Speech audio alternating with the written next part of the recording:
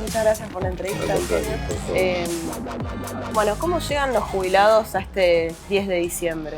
Bueno, llegan desgraciadamente una vez más muy mal. Digo una vez más porque el atraso en términos de lo que son sus saberes en relación con su canasta es histórico. Ahora se ha profundizado la brecha muy notoriamente en los últimos 2 años. Obviamente esto, para tener simplemente una mirada de mediano plazo, podemos decir que desde que empezamos a calcular la canasta, que hacemos semestralmente, refiero a la canasta del jubilado, hace 10 años, empezó hace 10 años por 2 motivos. No había estadísticas al respecto y por otra parte hace 10 años había empezado a regir la ley de movilidad. Queríamos ver cuál era su comportamiento, la ley que luego fue reformada en 2017, cuál era su comportamiento en términos históricos y su relación con el poder adquisitivo de la misma. Bueno, en estos 10 años los reajustes de haberes de jubilados llegaron alrededor del 1100%. Y la canasta superó el 1700%, por lo cual hubo una pérdida en términos históricos y, como decía al principio, se precipita esa caída en los últimos 2 años y obviamente en los últimos meses de este año se ha notado mucho más. Especialmente en 2 años, ¿decís por la ley de movilidad? Por el cambio en la ley No de movilidad. necesariamente. Hay una pérdida que se da en lo que es el factor empalme entre lo que son los reajustes de 2017, marzo del 2018. Ahí nosotros hicimos un cálculo de una pérdida entre 5 o 6 puntos y el año pasado perdieron alrededor de 20 puntos, es decir, 48,5 a 50 inflación a nivel general, la canasta del jubilado nos da un poco más, 28,5 fue el reajuste por ley de movilidad. Y este año también, al terminar el año, perderán 4 o 5 puntos más. Es decir, estamos hablando prácticamente de 30 puntos en 2 años. En términos de poder adquisitivo directo es menos, ¿no? Es decir, será alrededor de un 17, 18%, pero más allá de los porcentajes, cuando uno lleva esto a la vida cotidiana, estamos hablando de haberes de 13.000 pesos ahora o de 14.000 pesos el mes que viene, en diciembre. Pensiones no contributivas, siempre las menciono, incluidas dentro de la seguridad social, aunque tienen otras características, pero son las que debieran atender la situación de los invalidados laborales, es decir, los discapacitados, que hoy están en 9.800 pesos, es decir, y son 1.300.000, ¿no? A esto hay que sumarle, por ejemplo, las PUAN, las pensiones universales del adulto mayor, que están también en el orden de los 10.000 pesos.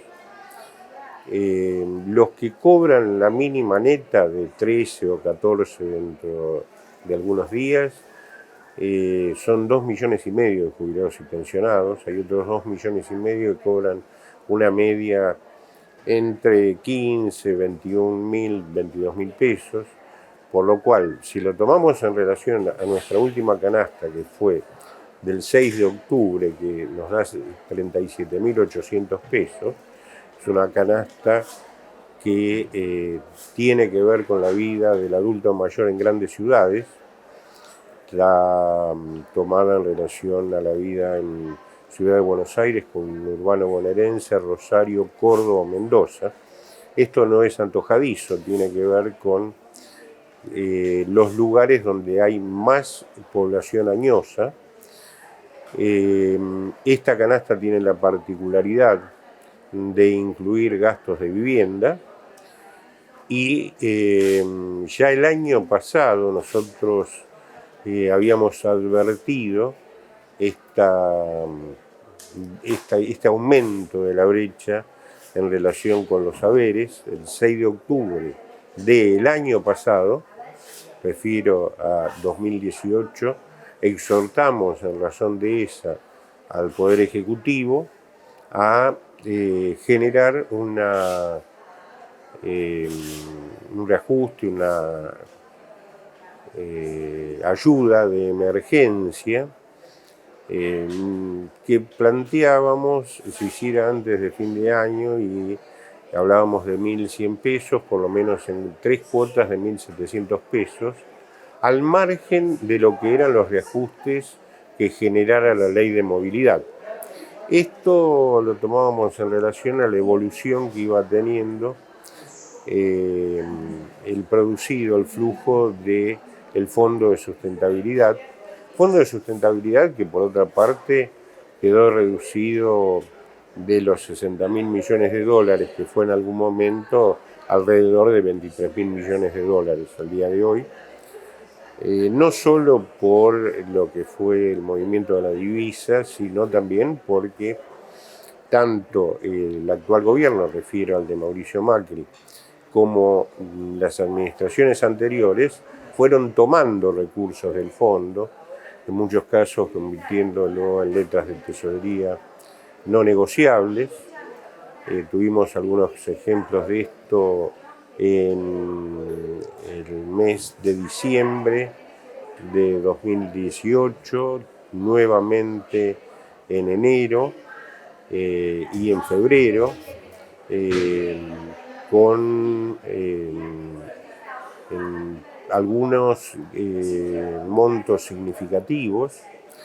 Y en los últimos días vimos que a partir de la figura de excedentes financieros del fondo, se convirtieron 4.000 millones de pesos del mismo en nuevamente letras de tesorería, y 120 millones de dólares también del fondo tuvieron el mismo destino. ¿Y se puede saber qué destino final tuvieron esos 120? No, esos son préstamos que históricamente, préstamos entre comillas, ¿no es cierto?, ha hecho el sistema a la administración de turno, que nunca volvieron, ¿no?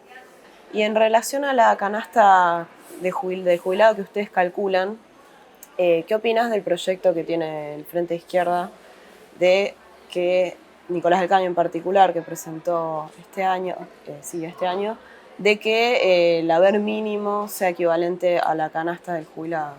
Que para nosotros no puede ser de otra forma.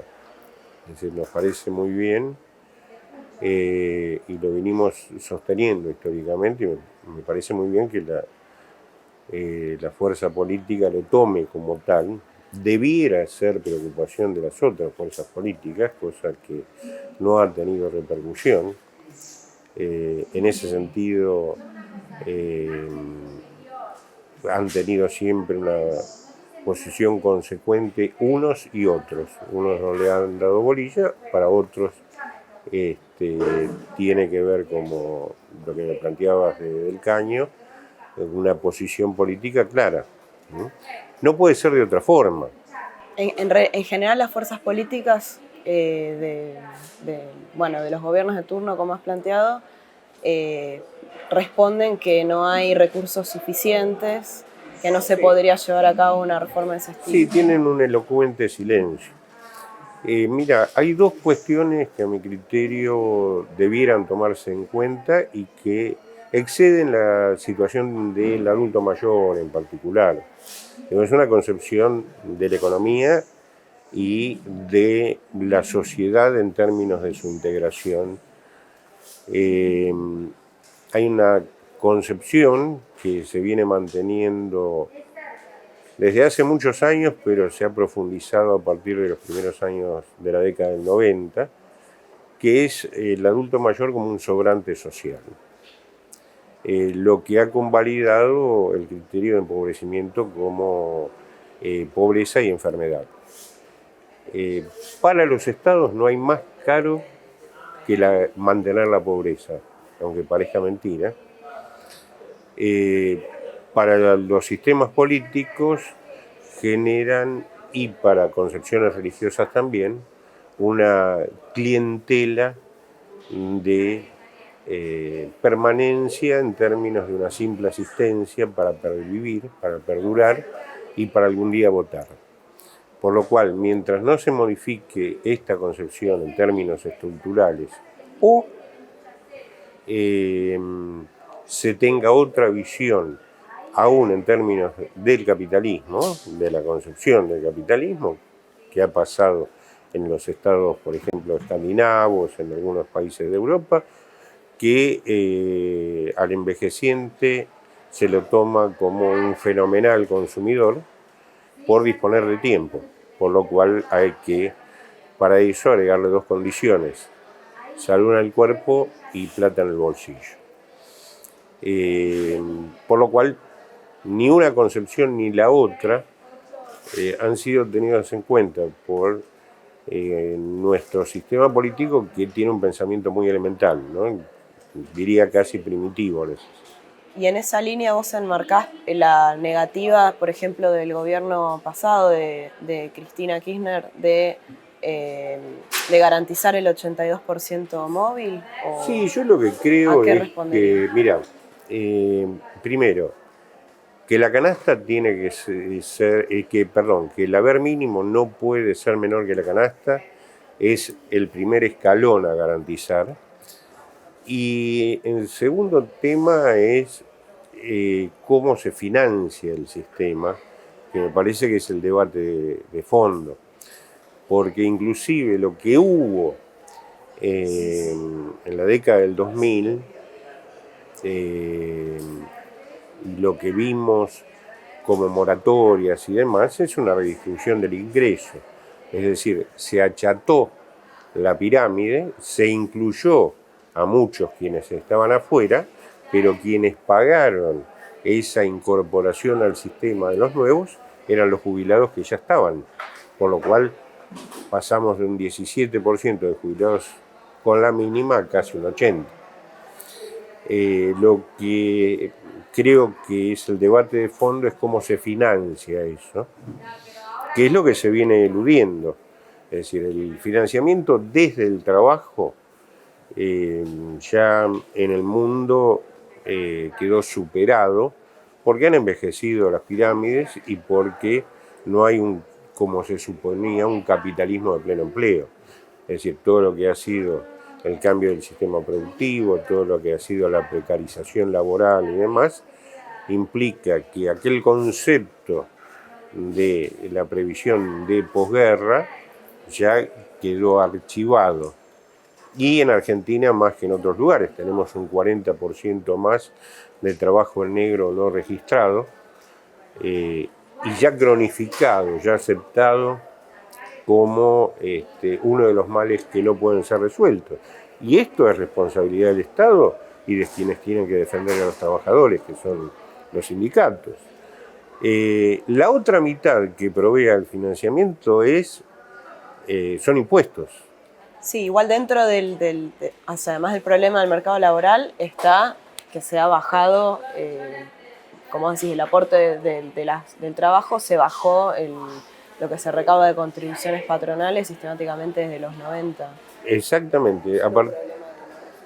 No, por ejemplo, cuando en fines de 94, Cavallo plantea bajar las contribuciones patronales, la excusa era para evitar el desempleo, que en aquel momento era de un dígito.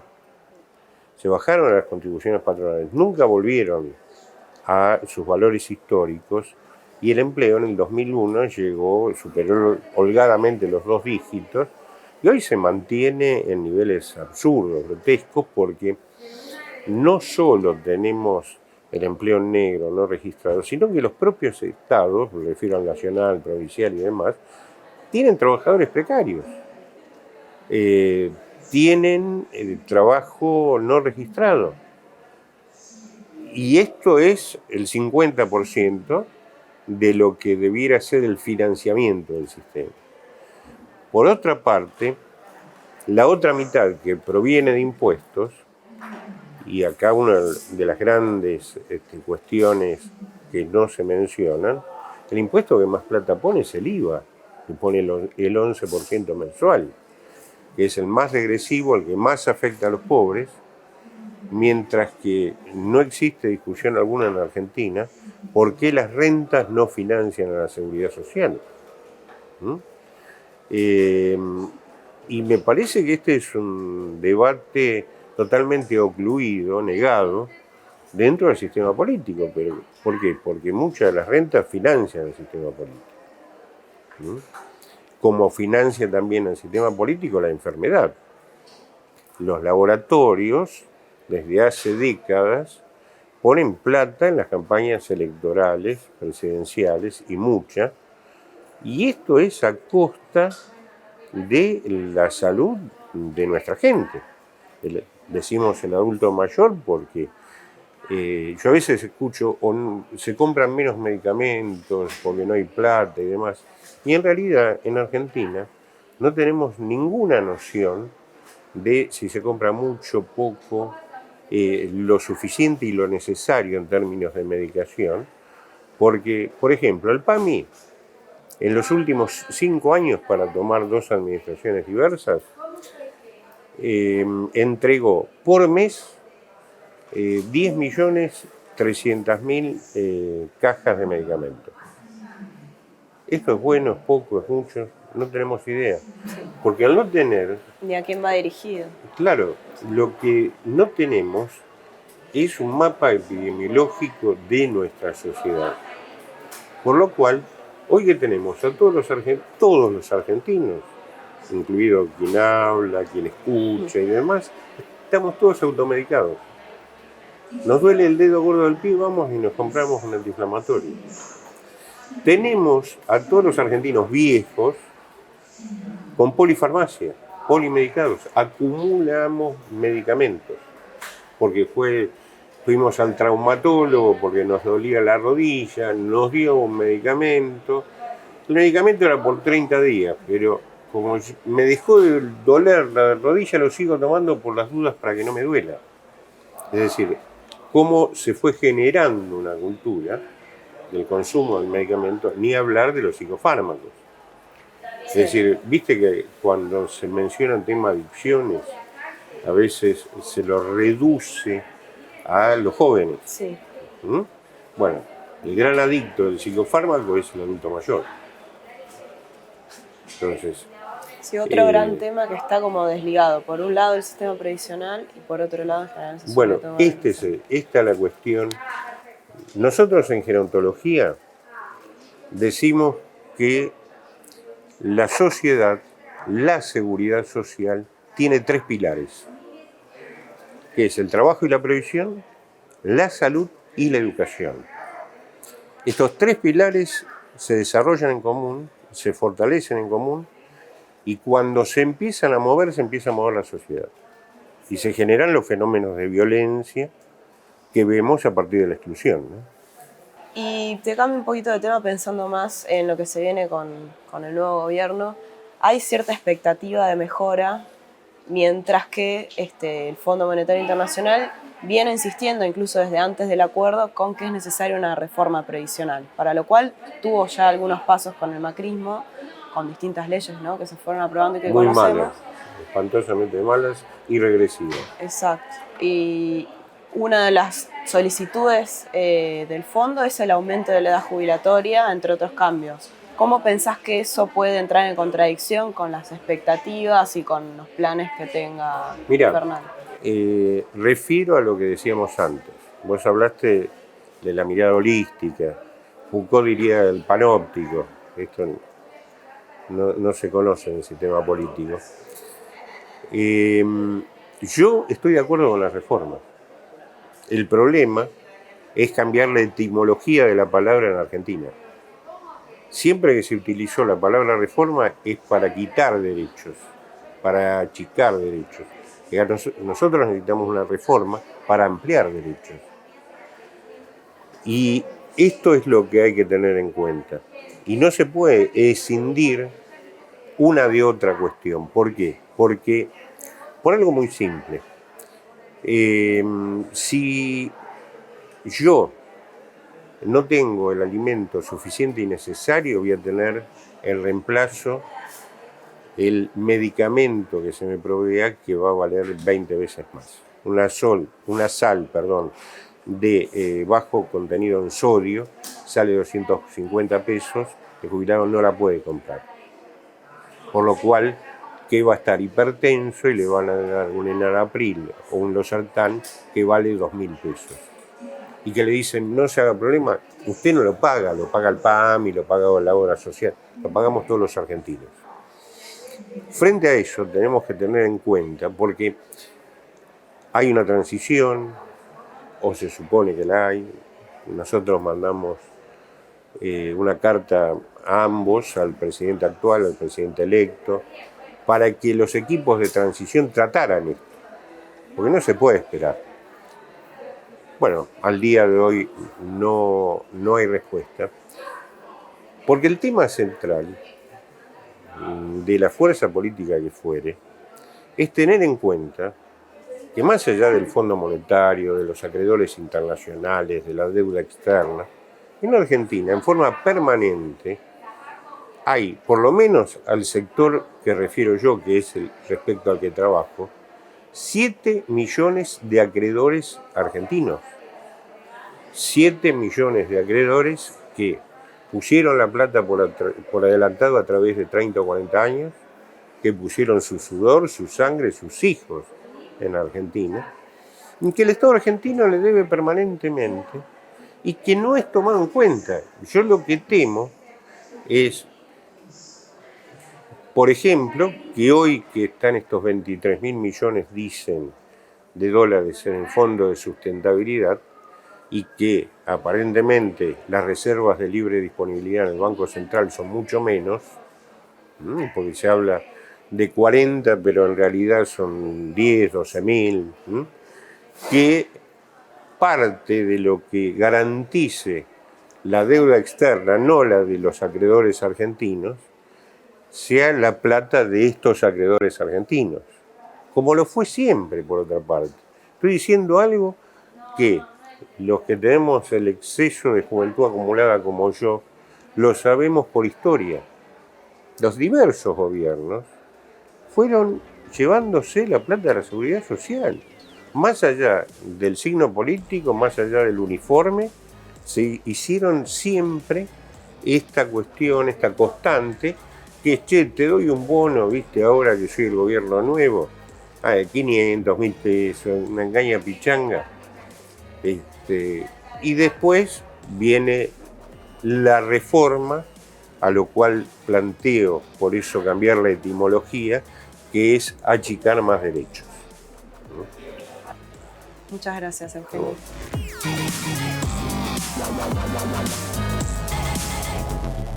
No.